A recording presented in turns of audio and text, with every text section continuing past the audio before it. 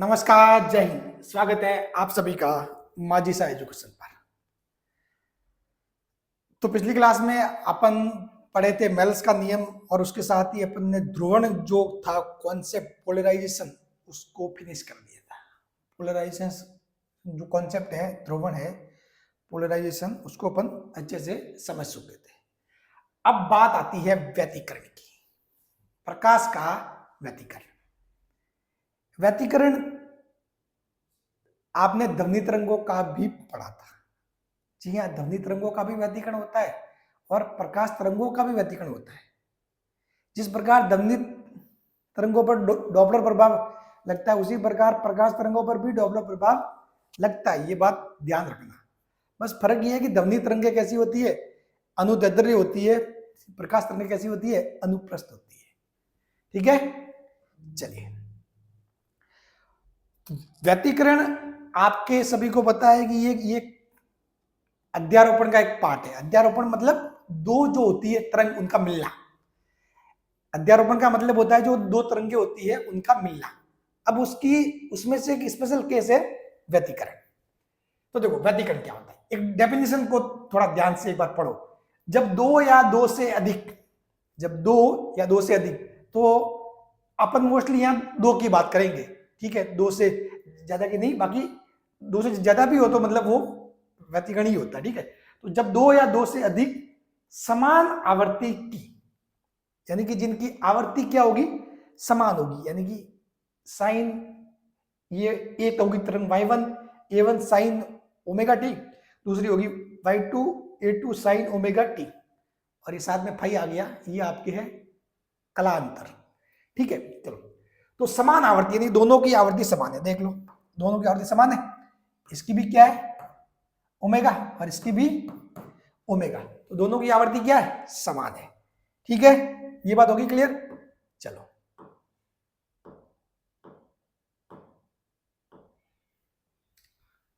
समान आवर्ती की कला संबंध, ये सबसे इंपॉर्टेंट पॉइंट है। कला संबंध प्रकाश तरंगे एक साथ किसी एक ही दिशा में संचरित होते हुए किसी माध्यम में एक दूसरे पर अध्यारोपित होती है। तो माध्यम के किन्हीं बिंदुओं पर परिणामी प्रकाश की तीव्रता अधिकतम तथा किन्हीं बिंदुओं पर तीव्रता न्यूनतम प्राप्त होती है। ठीक है, प्रकाश के इस प्रभाव को प्रकाश का व्यतिकरण कहते हैं। कहने का मतलब ये हुआ कि भाई साहब दो तरंगे, एक ये जा रही, दूसरी ये जा रही। अब एक ही माध्यम, ठीक है, क्या होगा, माध्यम एक ही होगा, समान दिशा,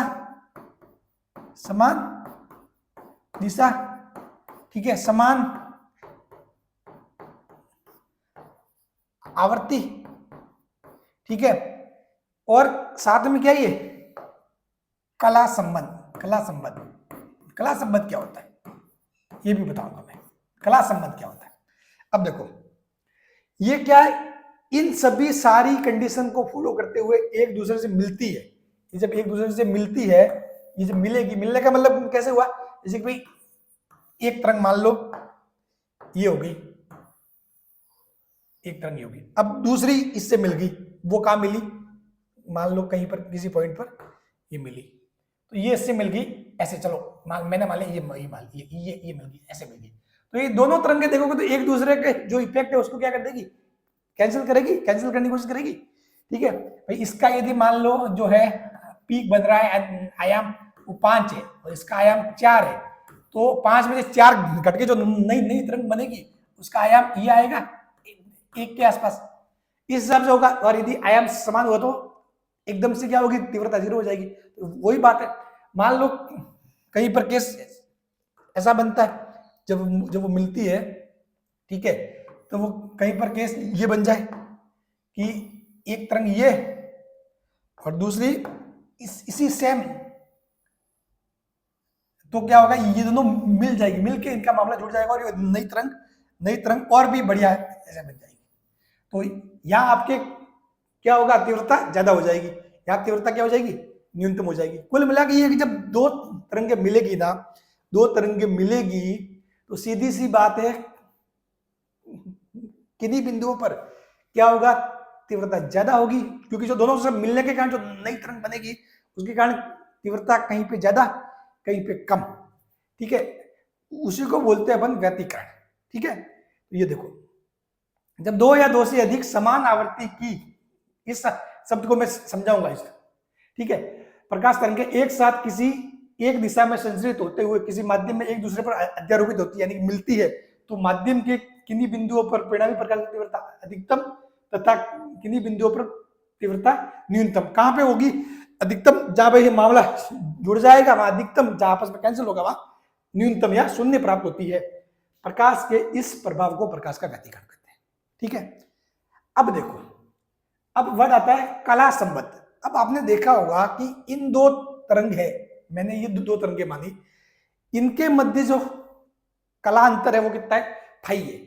लेकिन ये क्या होता है, ये कला का अंतर वो समय के साथ एक्चुअली फिक्स नहीं रहता, समय के साथ फिक्स नहीं रहता, मतलब उसमें कुछ ना कुछ वेरिएशन होता रहता है। क्योंकि क्या होता है कि जब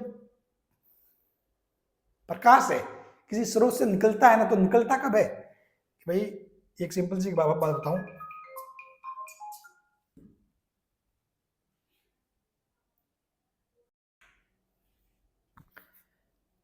अब देखो ये चीज क्या होती है एक्चुअली में, हालांकि अपने को इतना उसके पीछे का वो थ्योरी समझने की जरूरत तो है नहीं, फिर भी मैं आपको बताता हूँ।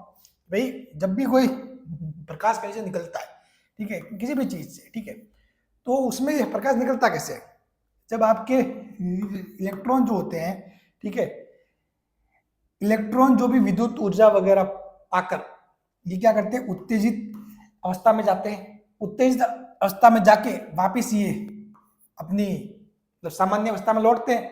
तो ये क्या करते हैं, जो अपनी एक विकिरण का त्याग करते हैं, ठीक है, अपनी जो ऊर्जा है ऊर्जा का त्याग करेंगे, विकिरण का त्याग करेंगे, वो वही विकिरण क्या होती है आपके एक लाइट के रूप में बाहर निकलती है, एक लाइट के रूप में बाहर निकलती है, ठीक है।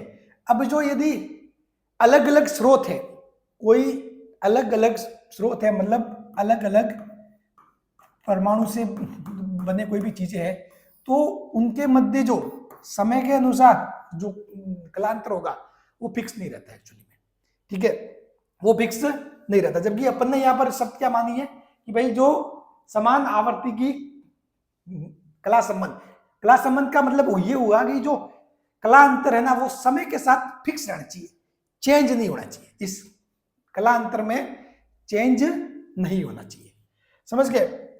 अपन ये जो इसकी थ्योरी भी देखते, देखो एक चीज होती है कला संबंध स्रोत, यानी कि ऐसे प्रकाश स्रोत जिनसे उत्सर्जित प्रकाश तरंगों के मध्य कला अंतर समय के साथ नियत हो, मतलब ऐसे दो प्रकाश स्रोत, ठीक है, जिनसे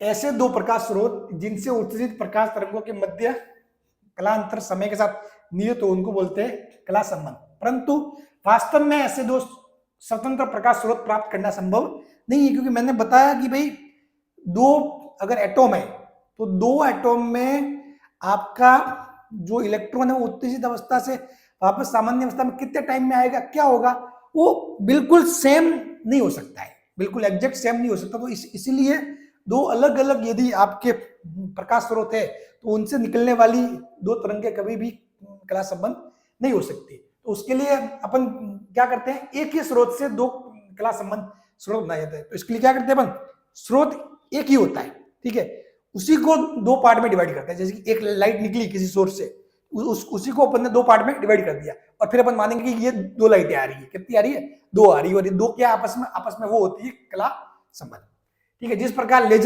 लेजर से प्राप्त प्रकाश क्या होता है, कला संबंध, और वह कैसा होता है, एक वर्णी होता है। एक वर्णी मतलब बिल्कुल लेजर कैसे निकलती है, लाल रंग की तो बिल्कुल लाल रंग की, बिल्कुल हरा तो बिल्कुल हरा, एकदम से एक सिंगल कलर। तो एक वर्णी लेजर से प्राप्त प्रकाश कला संबंध और एक वर्णी होता है, ठीक है। और कला संबंध स्रोत प्राप्त करने की कुछ विधियां होती है, जो भी अपन जैसे कि इसमें यंग का दिशेंद्र प्रयोग वो अपन पढ़ेंगे आगे, ठीक है। और ये डी प्रिज्म, अगर ये भी चीज अपन देखने वाले हैं, तो एक तो होता है आयाम विभाजन, और एक ये, थोड़ा सा ध्यान रखने वाली बात है, ठीक है। तो अब देखो फिर से आते हैं वापस अपन मेन पॉइंट पर। तो यहां बात समझ में आ गई कि भाई दो तरंग है, एक तरंग जिसका आयाम a1, तीव्रता i1, y1 बराबर a1 साइन ओमेगा टी और y2 बराबर a2 sine omega t plus five. इन दोनों तरंगों के मध्य जो कलांतर है वो कितना है, फाई है। बात क्लियर, बात समझ गए। अब देखो जब ये दोनों तरंगे आपस में मिलेगी तो परिणामी तरंग का आयाम, देखो दोनों तरंगे मिलेगी तो अपन क्या करेंगे, इसका एक डेरिवेशन होता है।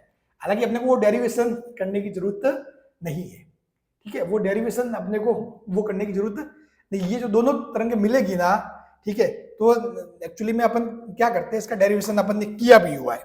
हालांकि अपन ने जब वेव्स चैप्टर पढ़ते हैं तो उसमें किया भी हुआ है, ठीक है, y1 y2, ठीक है, ये a1 साइन ओमेगा टी और a2 sine omega t plus five, इनको जोड़ के पूरा एक डेरिवेशन करते हैं। डेरिवेशन करने के बाद जो नई जो बनती है तरंग, उसका जो है आयाम वो आता है capital R sign omega T और समथिंग थीटा और कुछ ऐसा आता है, ठीक है। तो अपने को उससे ज्यादा मतलब है नहीं, अपने को सीधा जो रिजल्ट है वो सबसे ज्यादा इंपॉर्टेंट हो। और अगर आपको डेरिवेशन ध्यान भी होगा तो ये वाला तो याद करना है ही है, तो आपको याद रखना है ये, ठीक है। वहां एग्जाम में वो डेरिवेशन सॉल्व पूरा करके और ये निकालने नहीं बैठ सकते, ठीक है ना। तो इसीलिए सबसे मेन मुद्दा है ये पता रहना। तो जो परिणामी तरंग का आयाम होता है वो क्या होता है, a1 का स्क्वायर a2 का square plus 2a1 a2 cos five, और पूरे के ऊपर अंडर रूट आता है। ये बात ध्यान रखना, पूरे के ऊपर क्या आता है, अंडर रूट आता है। दूसरा है परिणामी तरंग की तीव्रता। परिणामी तरंग की तीव्रता वो होता है I equal to I1 plus I2 two root of I1 I2 cos five. अब आपको सर जी ये तीव्रता वाला फॉर्मूला ये कैसे आया, तो देखो एक चीज होती है कि चूंकि तीव्रता आयाम के वर्ग के समानुपाती होती है, हमेशा ध्यान रखना, कोई भी हो, प्रकाश तरंग हो, ध्वनि तरंग हो, उसकी जो तीव्रता होती है, तीव्रता हमेशा जो आयाम होता है आई जो तीव्रता है वो हमेशा जो आयाम a है उसके वर्ग के समानुपाती होती है, ठीक है। तो चूंकि तीव्रता आयाम के वर्ग के समानुपाती होती है तो साफ बात है कि जो ये जो तीव्रता आई होगी वो क्या होगी, इस आर स्क्वायर के समानुपाती। तो आप इसको क्या लिख सकते हो, आई बराबर के आर स्क्वायर, भाई के कोई नियतांक हो गया, ठीक है। अब आपने क्या किया, इस आर स्क्वायर के मान पुट कर दिया, तो आर स्क्वायर की वैल्यू रखोगे पूरा यहाँ पर, तो ये और के का हो जाएगा अंदर गुणा, तो ये हो जाएगा के ए1 स्क्वायर के ए2 स्क्वायर टू के A1 A2 cos five.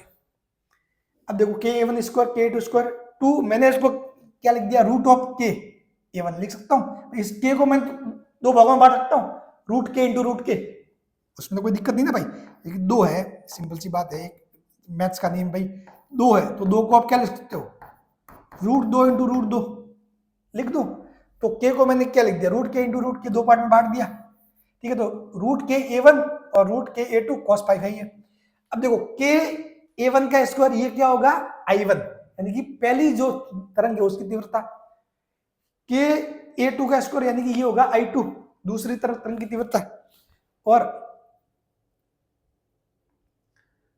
To root of के ए1 रूट ऑफ के ए2। तो देखो रूट ऑफ के ए1 मतलब क्या होगा, एक्चुअली में अगर मैं इसका रूट करूं, इसका रूट करूं तो क्या होगा, रूट ऑफ के ए1 यानी कि ये किसके बराबर होगा, रूट ऑफ I1 के बराबर। आपको ध्यान है यहां से एक चीज दिख रही होगी भाई, जो I1 है वो कितना है, के ए1 का स्क्वायर, तो मैंने दोनों साइड रूट कर दिया, तो root of I1 root of के ए1, तो मैंने रूट ऑफ के ए1 को लिख दिया root of I1, root of I1 root of I2 और cos फाइव, ठीक है। तो ये चीज हो गई, तो ये आ गया फॉर्मूला आपके इसका। तो चलो, तो मतलब ये मेन चीज आपको, एक मिनट है, इसको थोड़ा सा नीचे ले लेते हैं, हाँ।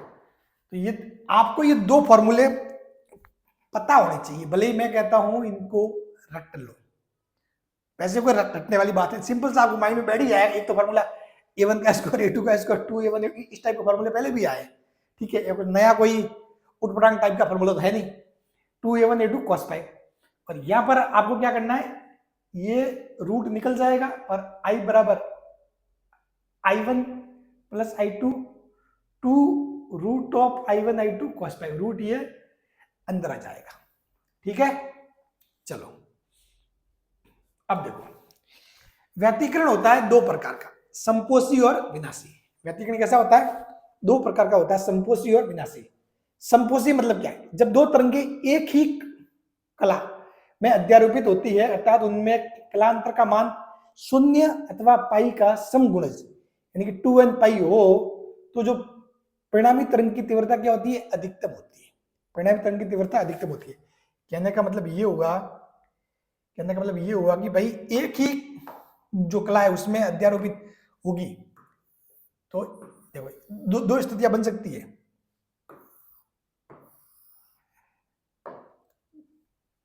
ठीक है,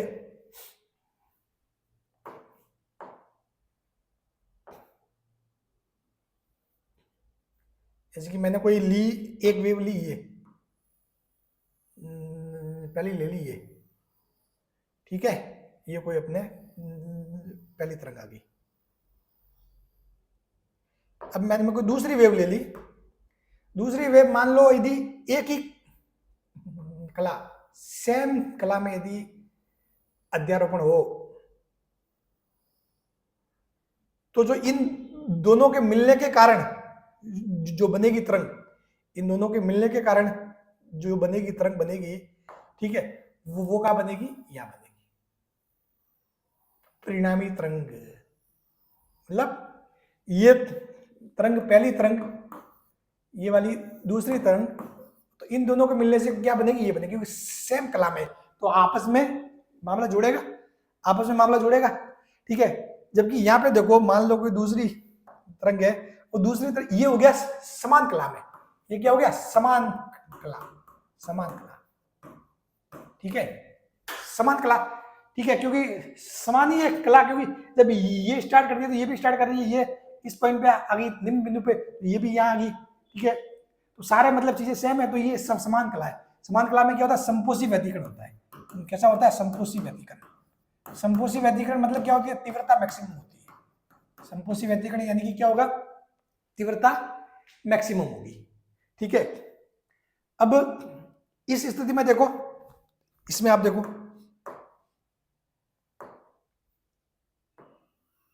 अगर मान लो ये इस हिसाब से कोई दूसरी तरंग अध्यारोपित होती है, तो क्या होगा भाई, यहां पर ये आपस में यदि दोनों के यदि आयाम समान है, तो बिल्कुल ही मतलब जो है तीव्रता वो बिल्कुल ही शून्य हो जाएगी, ये जो तरंग है बिल्कुल ऐसी बन जाएगी, ठीक है। और मान लो कोई ये ज्यादा ये कम, तो ऐसे छोटी सी बनेगी, थोड़ा सा अगर डिफरेंस रहा तो ऐसे,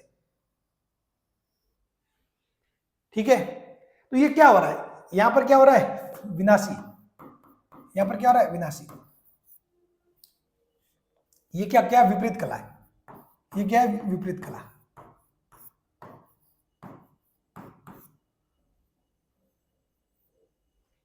बात क्लियर, ठीक है। यदि आयाम समान है तो विनाशी व्यतिकरण विपरीत कला में बिल्कुल जो तीव्रता वो क्या हो जाएगी, शून्य हो जाएगी, तीव्रता शून्य हो जाएगी, ठीक है। तो देखो बात समझ में आ रही है, ये व्यतिकरण क्या चीज हो रही है, क्या चीज होता है, ये समान कला में, ये विपरीत कला में, ठीक है। तो चलो थ्योरी देखते फिर से।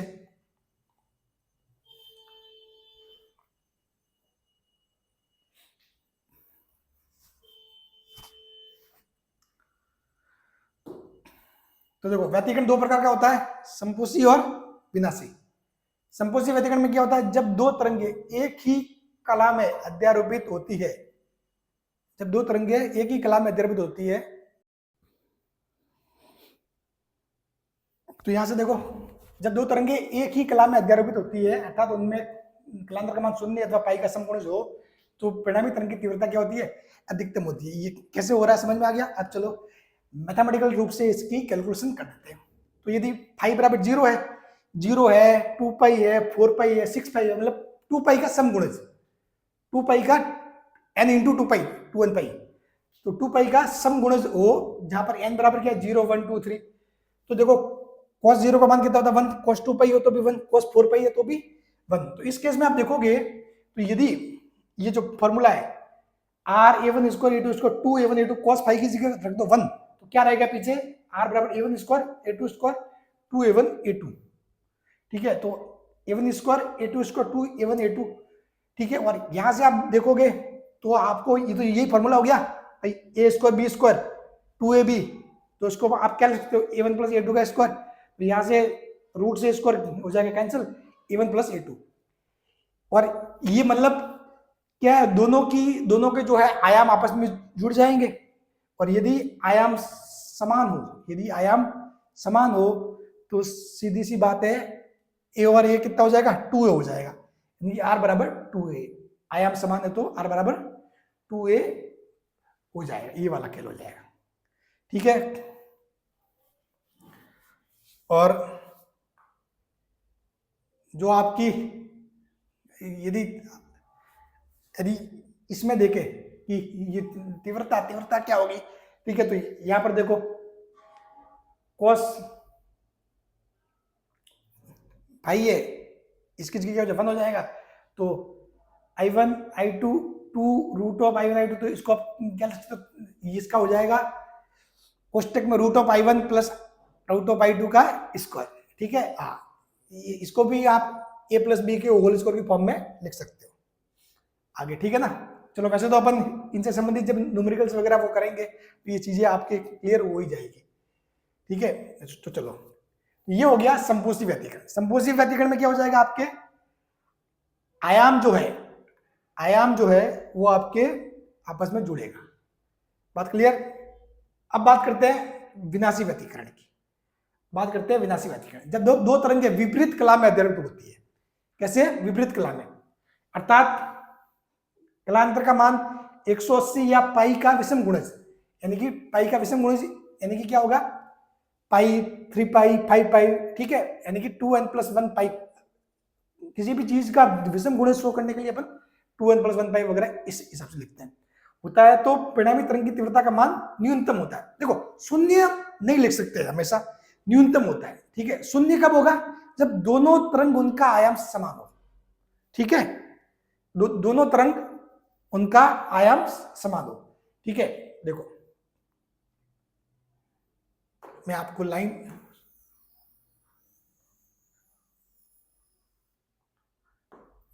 थोड़ा सा अच्छे से मॉडिफाई करते हैं। शून्य होगा यदि तो परिणामी तरंग की तीव्रता का मान न्यूनतम होता है, शून्य होगा, परंतु यदि आयाम समान है, यदि दोनों तरंगों का आयाम समान है, यदि दोनों तरंगों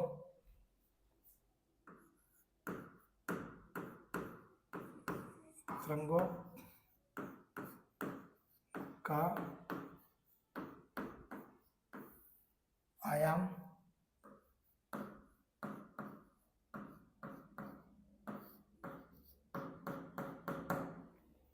यदि दोनों तरंगों का आयाम समान है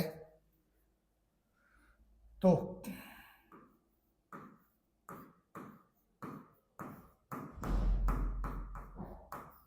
परिणामी तरंग की तीव्रता शून्य होती है।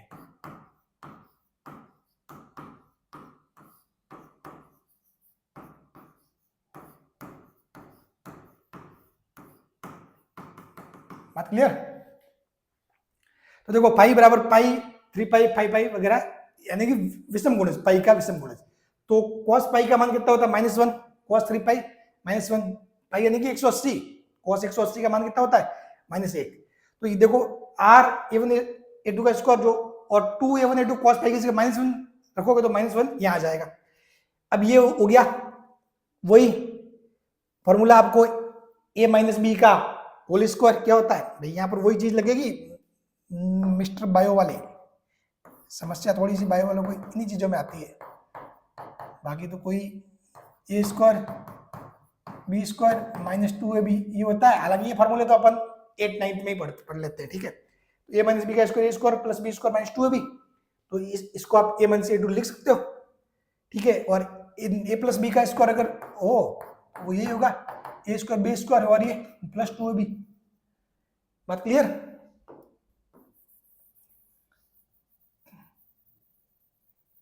तो a1 माइनस a2, तो यहां क्या होगी, ये होगी तीव्रता न्यूनतम, तीव्रता न्यूनतम। और यदि आयाम समान हो तो तीव्रता शून्य हो जाएगी। ये तीव्रता क्या होगी, न्यूनतम होगी। ये तीव्रता क्या होगी, तीव्रता न्यूनतम।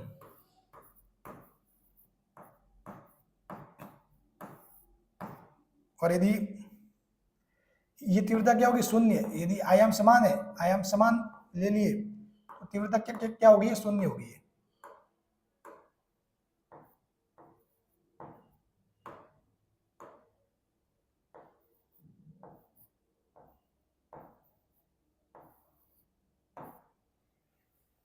न्यूनतम यदि आयाम समान हो तो तीव्रता क्या हो जाएगी, शून्य हो जाएगी, ठीक है। बात क्लियर? और ये तो मैथमेटिकल फॉर्म में, बाकी वेव फॉर्म से भी मैंने आपको समझा दिया चीजें क्या हो रही है, क्या हो रही है, कैसे हो रही है, ठीक है।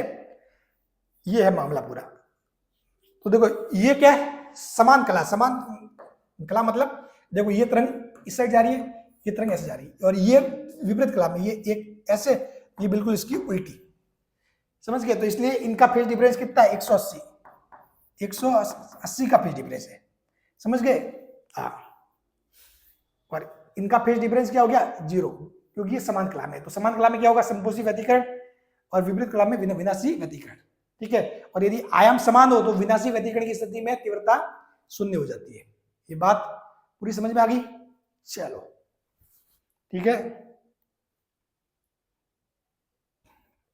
चलो इन डायग्राम को थोड़ा अच्छे से बना के आपके नोट्स में ऐड ही कर देते हैं ताकि आपको और अच्छे से समझ में आएगा। चलो ताकि तो वेव्स बनाते हैं, ठीक है। समान कला विपरीत कला थोड़ा लिख देते हैं ताकि आप जब नोट्स, क्योंकि मैं जो ये पैनल पीडीएफ है आपको शेयर करूंगा, मैं उसी हिसाब से लिख रहा हूँ, ज्यादा इसमें काट पीट वगैरह नहीं कर रहा हूँ आजकल। आपको तो बिल्कुल शुद्ध तरीके से साफ साफ लिख के लाता हूँ ताकि आपके लिए एक नोट्स के रूप में काम में आए, ठीक है। चलिए पहले तो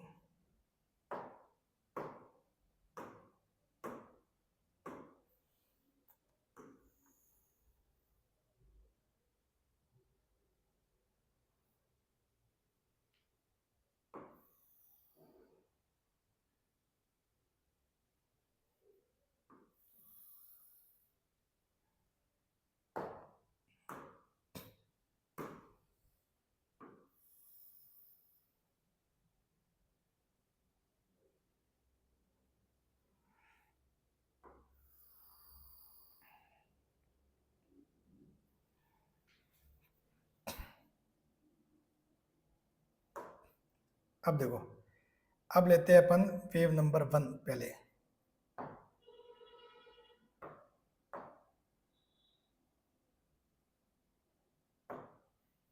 पहले ये ले ली एक नंबर 1, एक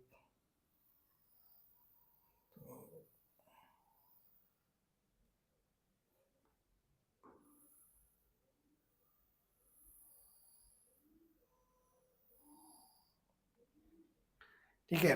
अब कोई दूसरी वेव आई, ठीक है, इसको बोल दिया नंबर 1, ये अपना नंबर 1 होगी, एक नंबर वेव।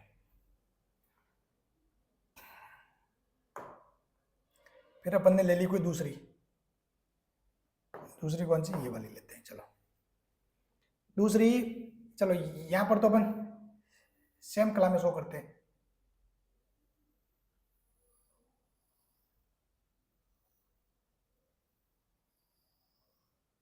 हाँ,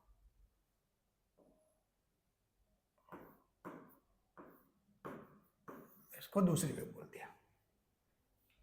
यहां पर अपन इसको विपरीत कला में शो कर देते हैं।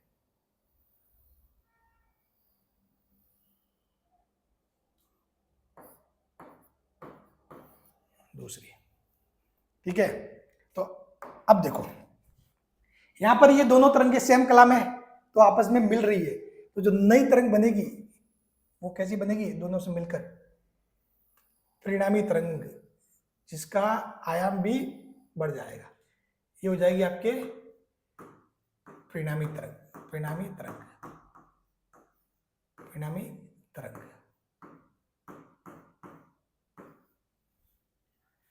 ठीक है, ये हो जाएगा।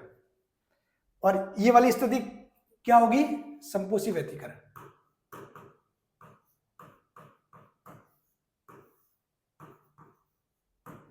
संपोषी व्यतिकरण। और क्या होगी, तीव्रता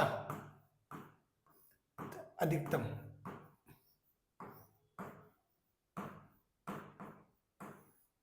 ठीक है, और जो आयाम है क्या हो जाएगा, आयाम A1 plus A2, A1 plus A2। ठीक है, अब देखो यहां पर ये आपस में क्या हो जाएगी, कैंसिल। अब देखो जिस इसमें से कौन ज्यादा, अगर मान लो ये ज्यादा हुआ, अगर इसका वाला इसके वाले का यदि है आयाम ज्यादा हुआ तो आपकी जो बनेगी तरंग वो ऐसी बनेगी, इस वाला जो हिस्सा है तो उसके साइड में उसका भाग निकलेगा ऐसे। ठीक है, ये हो गया। मान लो आयाम इसका ज्यादा है तो तरंग आपकी ऐसी बनेगी। ठीक है, क्योंकि भाई जब घटाओगे, मान लो ये 5 है ये 4 है, तो 5 में से 4 गया तो एक इस साइड आएगा, तो इस हिसाब से बनेगी। और यदि आयाम दोनों का समान है तो जो नई तरंग बनेगी आपके वो एक्चुअली बिल्कुल ऐसे, वो उसका बिल्कुल तीव्रता शून्य हो जाएगी। समझ गए, ये वाली बात होती है।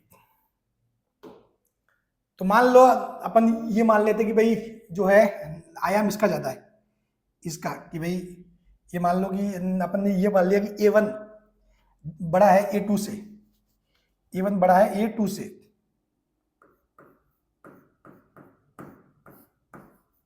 माना A1 बड़ा है A2 से, तो सीधी सी बात है जो नई वाली बनेगी तरंग वो ऐसी बनेगी।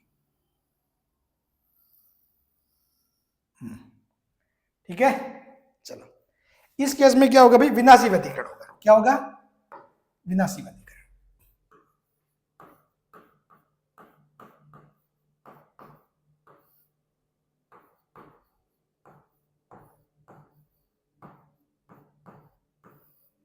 विनाशी व्यतिकरण, तीव्रता न्यूनतम,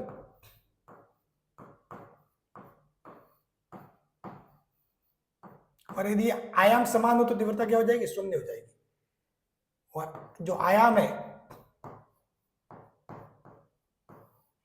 वो हो जाएगा A1 minus A2, A1 minus A2। ठीक है, अब देखो,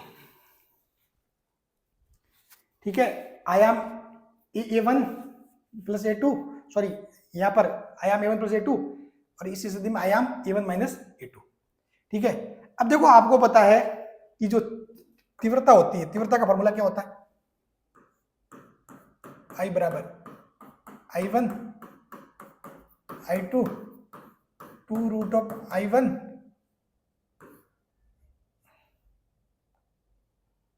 या फिर वैसे ही लिख दो 2 root of I2 cos phi. तो संपोषी व्यतिकरण की स्थिति में क्या होगा, cos फाई का मान 1, cos फाई का मान 1। ठीक है, तो आप इसको क्या लिख सकते हो भाई, इसको आप ऐसे लिख सकते हो, इसको आप क्या लिख सकते हो, रूट ऑफ I1 और रूट ऑफ I2 का स्क्वायर। ये किस फॉर्म में आएगा, जब संपोषी व्यतिकरण होगा। ये कब होगा, जब संपोषी व्यतिकरण, संपोषी वाले में। ठीक है, ये कब होगा, संपोषी में। और जब विनाशी होगा, बात किसकी होगी, विनाशी की बात होगी, तो root of I1 minus root of I2 का स्क्वायर, ये होगा विनाशी वाले।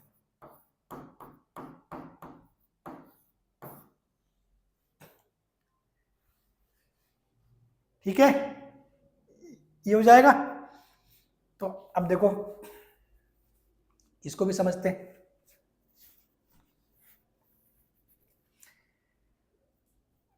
ये मैंने लिखा कैसे, ये तो समझ में आ गया कि भाई इसको मैं I1 को मैं रूट ऑफ I1 का स्क्वायर लिख सकता हूं।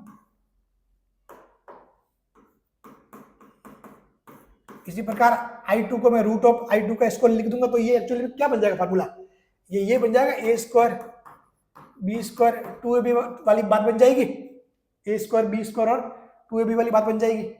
ठीक है, तो इसको आप क्या लिख सकते हो, root of I1 plus root of I2, ये समपोसी में और ये विनाशी वाली स्थिति में।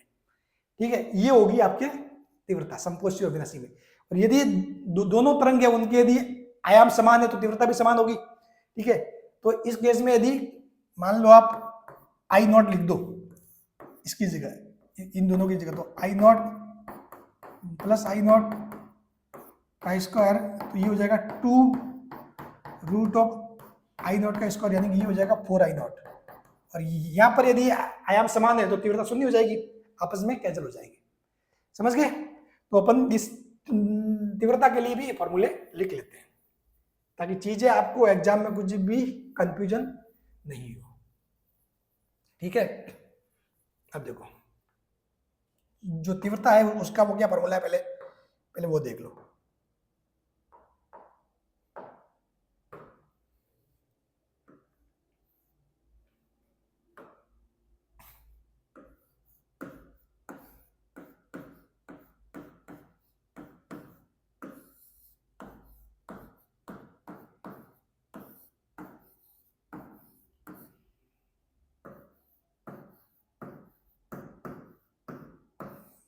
परिणामी जो तरंग है उसकी तीव्रता क्या होती है, I बराबर I1 I2 2 root of I1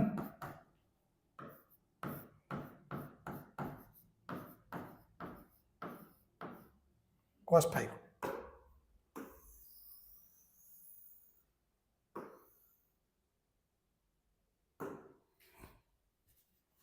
to root of I1 I2 cos 5। अब देखो दो पार्ट में बांट दो इसको,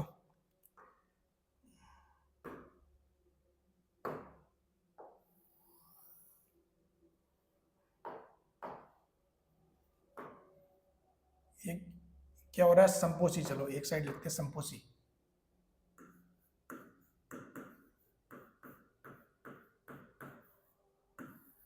संपोसी विनाशी।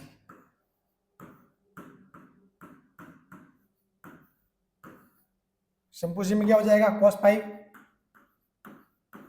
की जगह 1, विनाशी में जो cos 5 है वो कितना हो जाएगा -1। ठीक है, तो यहां से जो आएगा फॉर्मूला वो I equal to I1 plus I2 plus 2 root of I1 root of I2। और ये क्या हो जाएगा, I बराबर I1 plus I2 minus 2 root of I1 root of I2। ठीक है, लिख लो। यहां से क्या हो जाएगा, I बराबर वही, इस फॉर्मूले से क्या हो जाएगा, ये आपके बन जाएगा root of I1 plus I2 का स्क्वायर। इस फॉर्मूले को खोल के लिखोगे तो ये आएगा। ठीक है, और इसको भी खोल के लिखोगे, इसको भी इस फॉर्म में ला सकते हैं, a माइनस बी का स्क्वायर की फॉर्म में। ठीक है, ये हो जाएगा, ये संपोषी में तीव्रता हो जाएगी, ये होगी विनाशी में। ठीक है, यदि दोनों तरंगों के तीव्रता समान हो, तीव्रता समान कब होगी, जब दोनों तरंगों के आयाम समान होंगे। ठीक है, यदि I1 और I2 बराबर I0, यानी कि दोनों जो तरंग है उनके आयाम समान है तो साथ तीव्रता भी समान होगी। यदि I1 I2 बराबर I0 मान लेते हैं तो इस केस में क्या हो जाएगा, ये तो आपके आ जाएगा आई बराबर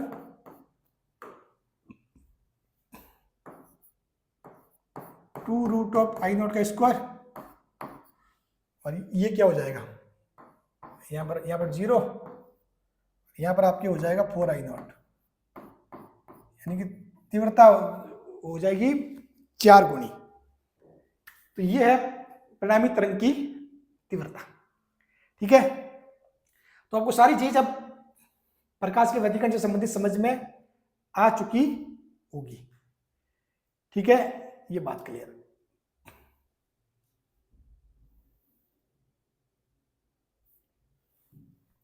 ये समझ में आया, ये चीज समझ में आ गई आपको, ये चीज बता दिया, संपोषी व्यतिकरण, विनाशी व्यतिकरण, मैंने आपको दोनों को विथ डायग्राम वगैरह सब कुछ चीजें समझा दी। ये दोनों की जो तीव्रता है वो किस फॉर्म में क्या क्या होगा। अब लेते हैं कुछ स्पेशल केस। स्पेशल केस में क्या है, फाइव बराबर 90, तो cos 90 क्या होता है 0, तो cos 90 यदि 0 रखोगे तो a1 square a2 square 2a1 a2 cos 90 तो 0, तो वो वाला पार्ट 2a1 a2 वाला पार्ट कैंसिल हो जाएगा। ठीक है, तो आपके पास रहेगा r बराबर root of a1 square plus a2 का स्क्वायर। अब दूसरा केस है, कभी कभार ये भी रिजल्ट डायरेक्ट याद रखना जरूरी है, यदि a1 बराबर a2 बराबर a, यानी कि दोनों का जो है आयाम वो समान हो, a1 बराबर a2 बराबर a है, तो उस केस में क्या हो जाएगा, दो बार a1 का स्क्वायर a2 का स्क्वायर मिलकर हो जाएगा 2a स्क्वायर, और ये हो जाएगा 2a स्क्वायर cos 5। ठीक है, उस फॉर्मूले में मान रखो कि दोनों a1 की जगह भी a रखो, a2 की जगह भी a रखो, तो ये आएगा। यहां से आपने 2a स्क्वायर बाहर ले लिया, तो 1 प्लस cos 5 जो होता है ना, 1 प्लस cos 5 उसका मैथ्स वालों को पता है फॉर्मूला, इसका जो वैल्यू होती है वो होती है 2 cos स्क्वायर 5/2, 2 cos स्क्वायर 5/2। ठीक है, तो यहां से आपने इसको लिख दिया 2, यहां इसको लिख दिया 2 और 2 4 हो गया, 4a स्क्वायर cos स्क्वायर 5/2, तो यहां से इसका रूट करोगे तो 4 का 2 हो गया, a स्क्वायर का a आ जाएगा, cos स्क्वायर का cos आ जाएगा cos 5/2, तो यानी कि यहां से जो है आयाम 2a cos 5/2। ये कब है फॉर्मूला, जब आपके दोनों का आयाम समान हो तो डायरेक्ट ये फॉर्मूला बन जाता है। उस फॉर्मूले से, उस बड़े वाले फॉर्मूले से सीधा ये फॉर्मूला आ जाता है 2a cos 5/2। ये कब है, जब दोनों का आयाम समान हो। तो ये भी रिजल्ट आपको ध्यान होना चाहिए, ये भी पता रखना चाहिए, एग्जाम में डायरेक्ट भी पूछ सकते हैं। ठीक है ना, अब इसी से इसकी यदि तीव्रता निकालनी हो तो क्या करना है, इसका स्क्वायर, वही सीधी सी बात है, और स्क्वायर करके जो k से गुणा कर दो भाई, i बराबर क्या होगा kr स्क्वायर, i बराबर क्या होगा kr स्क्वायर, k से कर दो गुणा। ठीक है, i बराबर kr स्क्वायर, तो इसका स्क्वायर करोगे 2 का स्क्वायर 4 और ka स्क्वायर यानी कि i नॉट हो जाएगा, और cos स्क्वायर 5/2। समझ गए बात। ठीक है, कैसे किया फिर से बता देता हूं, हो सकता है बहुत सारे अभी भी कंफ्यूज हो। भाई आई है जो तीव्रता हमेशा क्या होती है के आर स्क्वायर, यानी कि के क्या नीतांक है, आर यानी कि इसके आयाम के वर्ग के समानुपाती। तो अब आर स्क्वायर उसका स्क्वायर करोगे तो ये क्या होगा के 4a स्क्वायर और cos स्क्वायर 5/2। तो आप के ए स्क्वायर को क्या लिखोगे, अब के ए स्क्वायर को क्या लिखोगे, आई नॉट ही लिखोगे। ठीक है, आई नॉट ही लिखोगे, तो ये हो गया 4i0 cos स्क्वायर 5/2।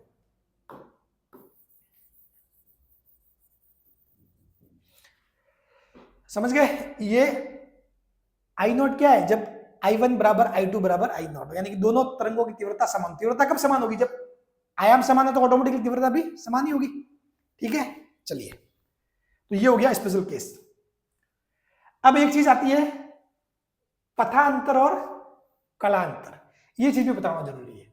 देखो, हालांकि मैंने जब वेव्स वाला चैप्टर पढ़ाया उसमें मैंने आपको ये पथांतर, कलांतर, तरंग संख्या, आवर्ती, सारी चीजें मतलब अच्छे से वो डिफाइन की हुई है। ठीक है, और फॉर्मूला भी आपको मैंने ये वहां भी बताया हुआ है, फिर से मैं यहाँ पे बता देता हूँ कि पथांतर होता है लैम्बडा बटा 2 इंटू अपने फेज डिफरेंस जो, ठीक है, और जो फेज डिफरेंस है वो होता है 2 अपॉन लैम्बडा इंटू पथांतर।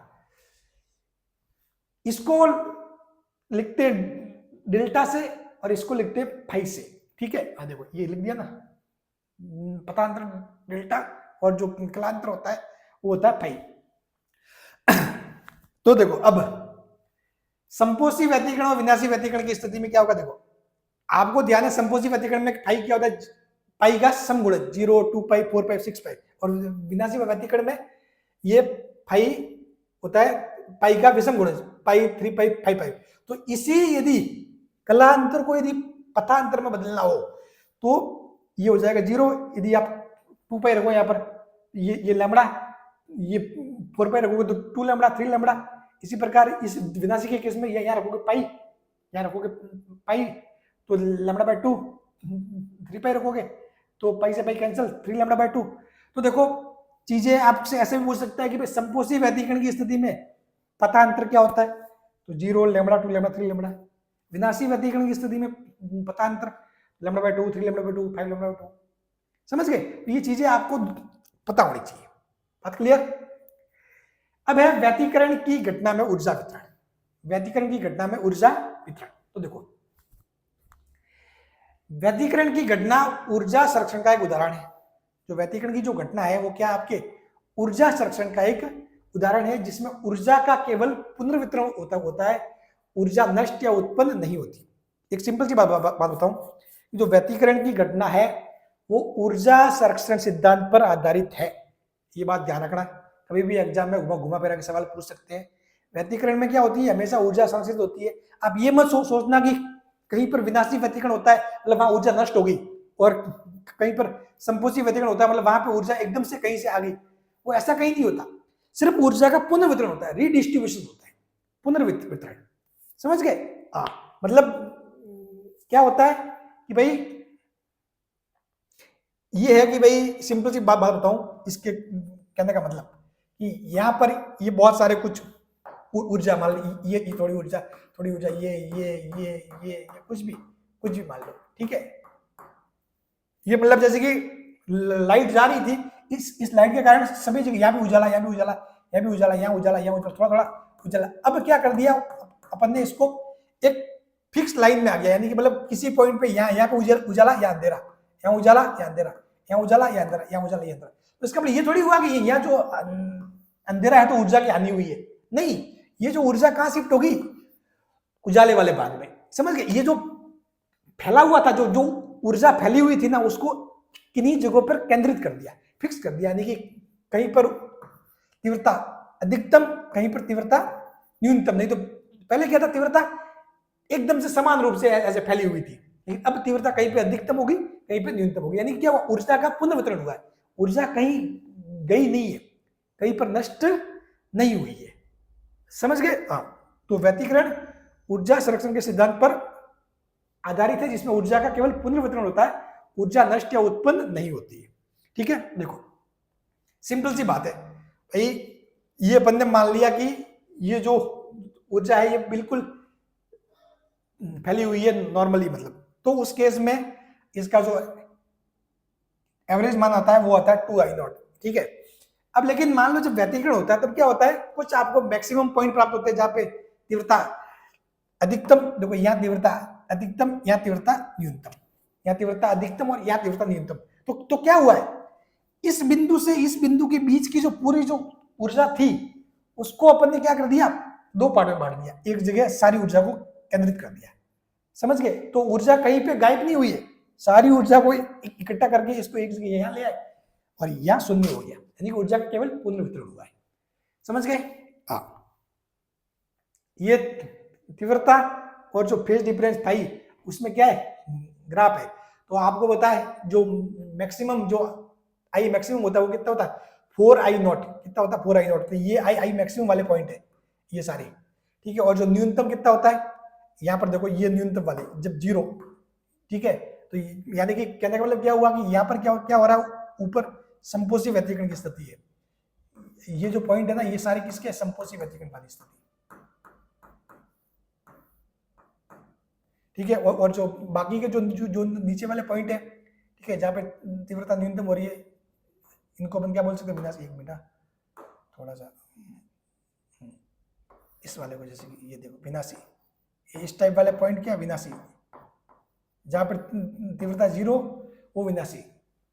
ठीक है, तो ऊर्जा का क्या हो रहा है, पुनर्वितरण हो रहा है।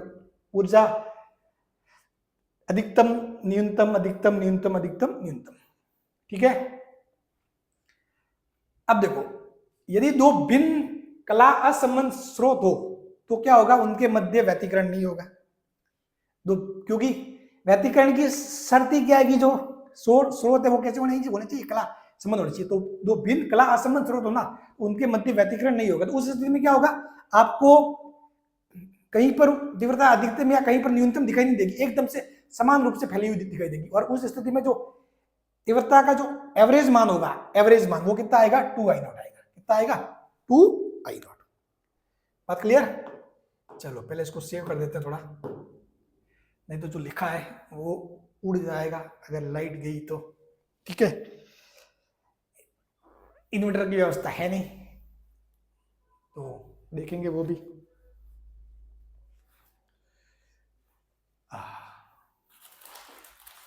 चलो खाते हैं।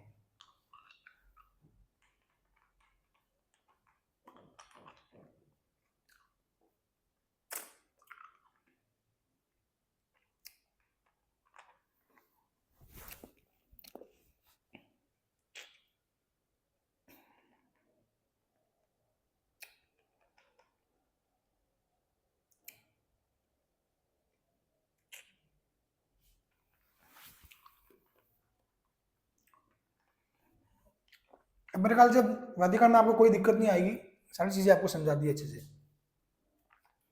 लास्ट में 3-4 न्यूमेरिकल भी करेंगे तो सब कुछ आपके कवर हो जाएगा। फिर नेक्स्ट क्लास में पढ़ेंगे अपन यंग का डबल स्लिट एक्सपेरिमेंट। ठीक है,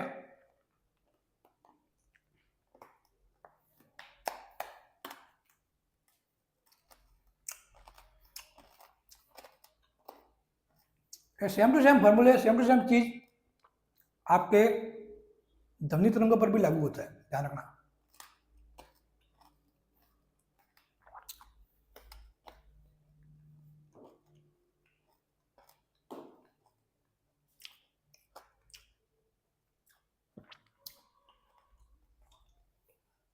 अब बात आती है व्यतिकरण की शर्तें। व्यतिकरण की क्या शर्त है, तो देखो सबसे पहली शर्त, प्रकाश तरंग के कला संबंध होनी चाहिए। कहने का मतलब है कि दोनों तरंगों के मध्य कलांतर समय के साथ परिवर्तित नहीं होना चाहिए। कला संबंध का मतलब क्या है, दोनों तरंगों के मध्य कलांतर समय के साथ परिवर्तित नहीं होना चाहिए। दोनों तरंगों की आवर्ती तथा तरंग दैर्ध्य क्या होनी चाहिए, बराबर होनी चाहिए, ये भी एक शर्त है। प्रकाश एक वर्णी होना चाहिए, मोनोक्रोमेटिक, यानी कि एक ही रंग का, लाल है तो लाल, नीला है तो नीला, पीला है तो पीला। ठीक है, दोनों प्रकाश तरंग एक ही दिशा में संचरित होनी चाहिए, ये शर्तें ध्यान रखना। ठीक है, दोनों प्रकाश तरंगें एक ही दिशा में संचरित होनी चाहिए। ठीक है,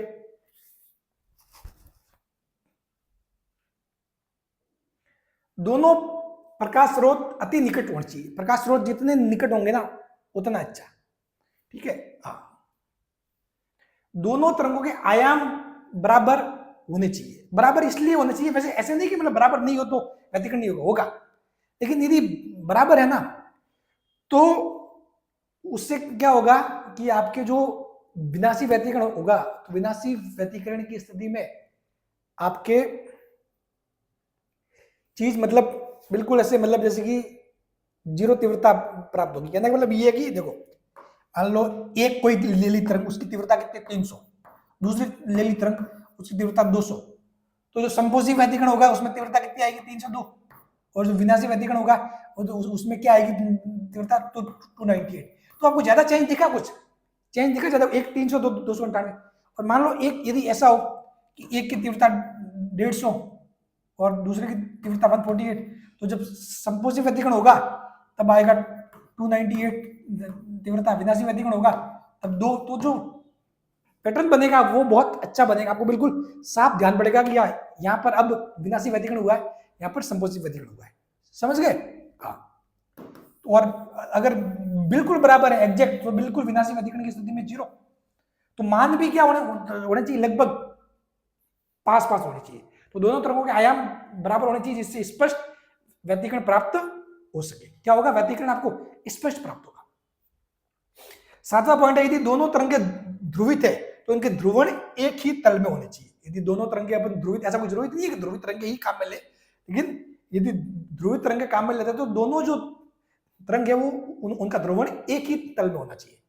ठीक है, बाकी ये शर्तें ध्यान रखना, पहली 4 शर्त। ये तो व्यतिकरण की मेन जो इंपॉर्टेंट चीजों में से है कि प्रकाश तरंग के कला संबंध, यानी कि जो कलांतर है समय के साथ नहीं बदलना चाहिए, आवर्ती और तरंग बराबर होनी चाहिए, प्रकाश एक वर्णी होना चाहिए और दोनों प्रकाश तरंग एक ही दिशा में संचरित हो।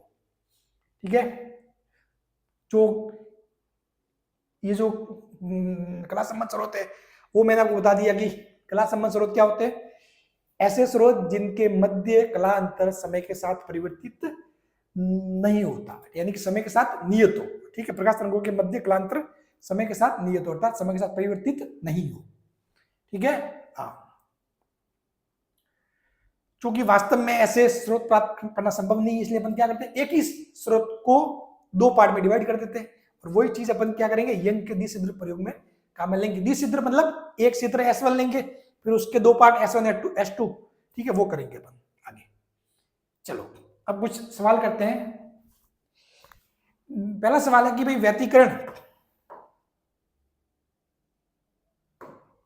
व्यतिकरण करने वाली प्रकाश की 2 तरंगों के आयाम का अनुपात 3:1 है, यानी कि आपको दिया हुआ कि A1/A2 1 है, तो अधिकतम व न्यूनतम तीव्रता का अनुपात ज्ञात करो। तो अधिकतम व न्यूनतम तीव्रता का क्या करना, आपको अनुपात ज्ञात करना है। तो देखो आई मैक्सिमम और आई मिनिमम, तो देखो आई मैक्सिमम क्या होता है, आपको ध्यान ही है, संपोषी व्यतिकरण की स्थिति में क्या होगा, आई मैक्सिमम होगा।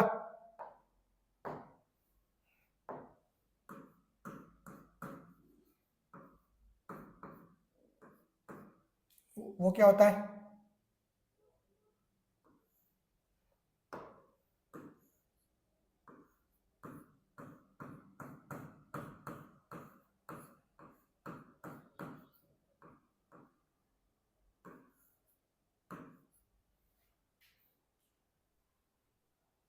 ठीक है, आई मिनिमम लिखूं मैं, आई मिनिमम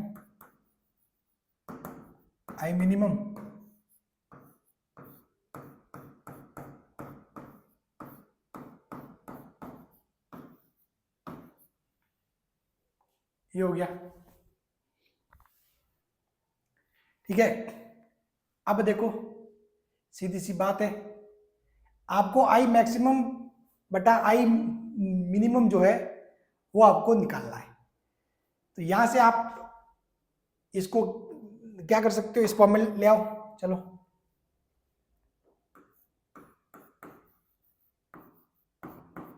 आई मैक्सिमम बटा आई मिनिमम, ठीक है, ऊपर इसको लिख दिया,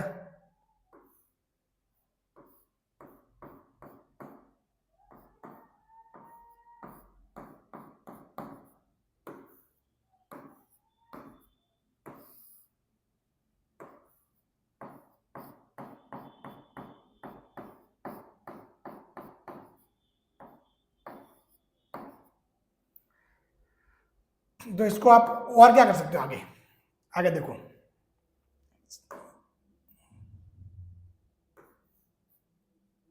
इसको आप इस फॉर्म में लिख सकते हो। देखो कैसे, मैं बताऊं आपको, इसको आप क्या कर दिया आपने, I2 का आप ऊपर नीचे भाग कर दो, दोनों में, ठीक है, दोनों में सेमी केस बन रहा है, ठीक है, तो ये इस फॉर्म में आ जाएगा आपके पूरा का पूरा। ठीक है, ये स्कोर को मैं पूरे में ऐसे बाहर ले लूं, भाई स्कोर को पूरे में बाहर ले लूं, ठीक है, और ये इस फॉर्म में ये बन जाएगा।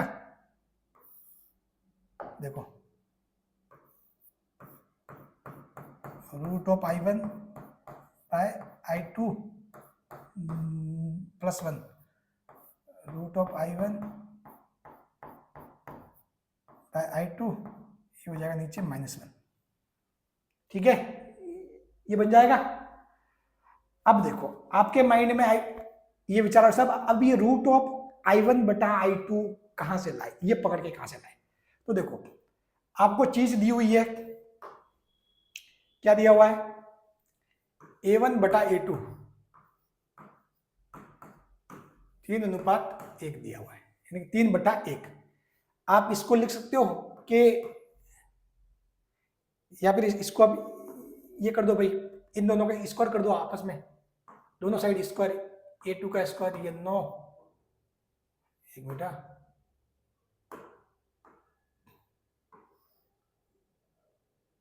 a2 का स्क्वायर, ठीक है, a1 का स्क्वायर, a2 का स्क्वायर बराबर 9/1। इसमें कोई दिक्कत नहीं है, यहाँ भी मैंने k से गुणा कर दिया, यहाँ भी ये कर दिया गुणा k से। ठीक है, तो मैं इसको मैं क्या लिख सकता हूँ, इसको मैं i1 लिख सकता हूँ, इसको लिख सकता हूँ i2, ये हुआ। तो आपके पास i1 बटा i2 कितना, 9/1 आपको ध्यान है। ठीक है, तो यहां से रूट ऑफ i1 बटा i2, रूट ऑफ i1 बटा i2 कितना आ जाएगा, 3 हो जाएगा। यहां से देखो 3 + 1, नीचे 3 - 1।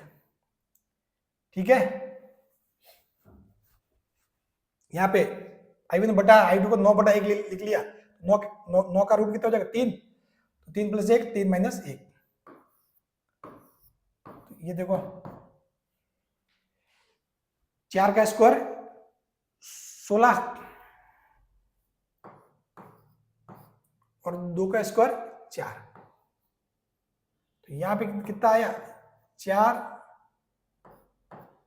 तो आई मैक्सिमम बटा आई मिनिमम कितना आया 4/1, यानी 4:1।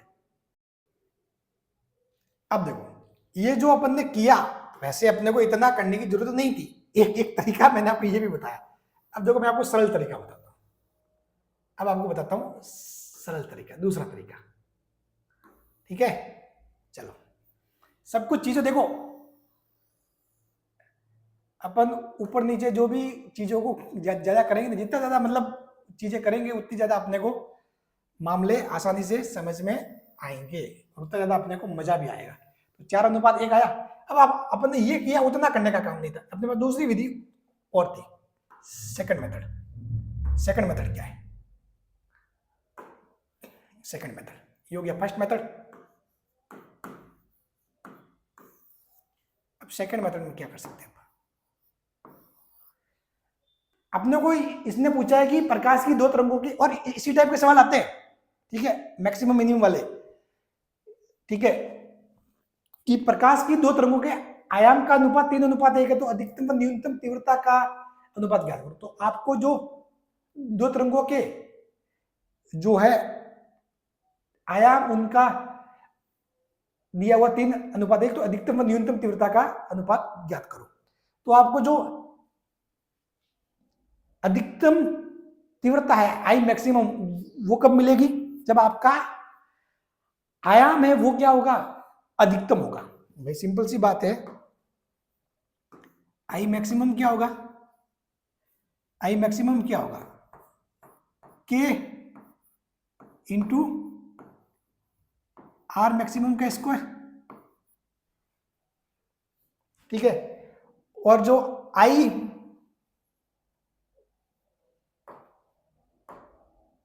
मिनिमम क्या होगा, आई मिनिमम ये लिख सकते हो के और आर मिनिमम का स्क्वायर।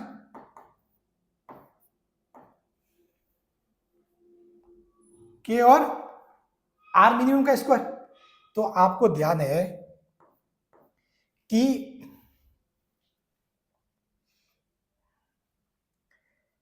आर जो है, के ये हो गया, के लिख दो चलो, आर मैक्सिमम कितना आता है, a1 + a2, यदि दोनों तरंगों के आयाम a1 a2 है, तो a1 + a2 का स्क्वायर ये हो जाएगा।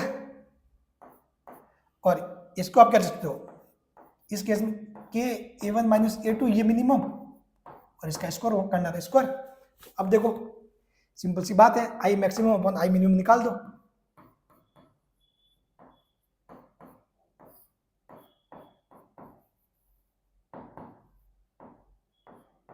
I maximum upon I minimum निकाल दो तो के से के कैंसिल, और ये इसको आप क्या लिख सकते हो, A1, आप इसमें से A2 बाहर लेके आपस में वो कर देना कैंसिल।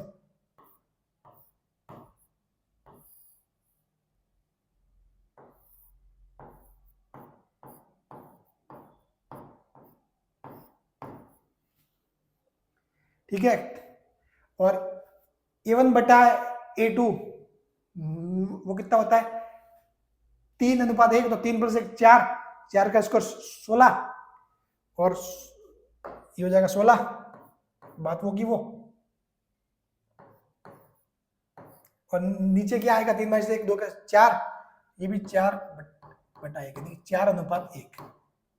तो दोनों ही केस में आप किसी भी हिसाब से सवाल को सॉल्व कर सकते हो। बात समझ में आई? ठीक है, चलिए पूरा पोस्टमार्टम कर दिया है। 2:8 के तीव्रता अनुपात में 2 क्लास संबंध स्रोत व्यतिकरण प्रतिरूप उत्पन्न कर रहे हैं, इनकी अधिकतम और न्यूनतम तीव्रता के मान क्या होंगे? अधिकतम व न्यूनतम तीव्रता के मान क्या होंगे? तो सीधी सी बात है, फॉर्मूला वही, I maximum upon I minimum. ये चीज करने का काम नहीं है अपने को, ठीक है। अधिकतम व न्यूनतम दो, देखो अगर दो तरंगों के आयाम का अनुपात देखा तो अधिकतम व न्यूनतम तीव्रता का अनुपात ज्ञात करो, ठीक है। तो वही सिंपल सी बात, ये आ गया I maximum upon I minimum.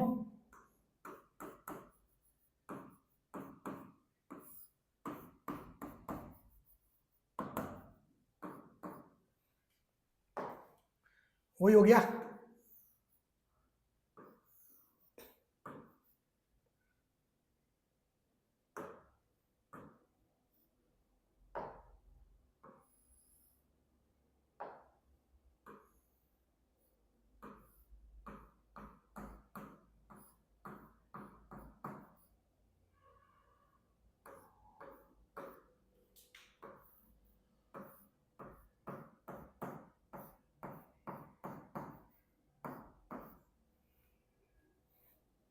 ठीक है,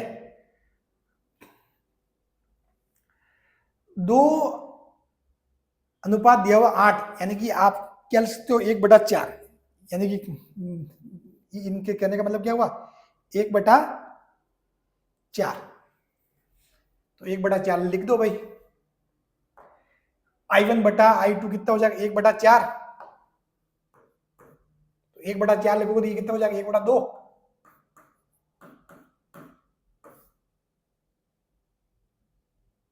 अरे ये कैसे, और 1/2 -1 का स्क्वायर, चलो कोई नहीं, देखते हैं, ठीक है। ये कितना हो जाएगा 3/2, और ये एक्चुअली अपन देख लेते हैं, चलो -1/2 का स्क्वायर, तो ये एक्चुअली में आपस में क्या हो जाएगा 2 से 2 तो कैंसिल हो जाएगा, 3 का स्क्वायर 9, एक, तो यानी कि I maximum upon I minimum कितना हो जाएगा 9:1, 9:1, ठीक है, ये हो गया। अब इसको आप दूसरे तरीके से भी कर सकते थे, तरीके मतलब दूसरे तरीके भी आप यूज कर सकते थे, ठीक है। वो तरीके अब आपको दिमाग लगाना है बैठे बैठे कैसे दूसरे तरीके से कर सकते थे, ठीक है। आपको आपके दिया हुआ था कि भाई I1 बटा I2 आपको दिया हुआ 2/8 यानी कि 1/4, तो आप किसी फॉर्मूले में I1 की जगह 4I2 लिख दो, 4I2 लिख दो, और ये जो समीकरण है इनमें, और वैसे भी मान निकाल सकते हो, इस I1 की जगह आप लिख दो 4I2, I1 की जगह लिख दिया आपने 4I2, ठीक है, और यहाँ पे लिख दो 4I2, फिर उसके बाद देखो कोई चीज हो रही है सर, तो आप थोड़ी बहुत दिमाग लगाओगे ना खुद से तो चीजें होगी, ठीक है। बाकी मैंने तो आपको बता दिया 9:1। तो आई मैक्सिमम आई मिनिमम कितना हो गया 9:1। ये कह रहा है यदि अध्यारोपण के कारण किसी व्यतिकरण प्रतिरूप में प्रकाश की अधिकतम व न्यूनतम तीव्रता का अनुपात 9:1 है तो उन तरंगों की तीव्रता का अनुपात ज्ञात करो। ये बोल रहा है कि अधिकतम और न्यूनतम तीव्रता है उनका जो अनुपात है वो कितना 9:1 है, ठीक है। तो आपको निकालना है उन जो तरंग है उनकी तीव्रताओं का अनुपात आपको निकालना है, ठीक है। तो ये देखो ये सवाल है ना, ये आपको उल्टा दिया हुआ रिवर्स। अब आपको ये मान दिए हुए हैं, ये निकालने I1 बटा I2 निकालने को, तो ये उन तरंगों की तीव्रताओं का अनुपात ज्ञात करो, ठीक है। तो इसका जो आंसर आएगा, इसका आंसर आएगा कितना आएगा 4:1। और इस वाले का ये सवाल है, इसमें क्या है तरंगों के आयामों का अनुपात पूछा है। तो साफ बात है यदि तीव्रता का अनुपात 4:1 है तो जो आयाम है उनका अनुपात क्या होगा 2:1, यानी कि उसका क्या हो जाएगा रूट हो जाएगा। सिंपल सी बात है। चलिए थैंक यू सो मच, ये सवाल आपके लिए सॉल्व करने के लिए, या फिर नहीं तो मैं इसका सॉल्यूशन वैसे तो इसमें मैं लिख के दे दूंगा, बाकी अभी के लिए आप सॉल्व करना, बाकी आपको इस पैनल पीडीएफ में इसका सॉल्यूशन मिल जाएगा। Thank you so much. Next class में पढ़ते हैं अपन यंग डबल स्लिट एक्सपेरिमेंट।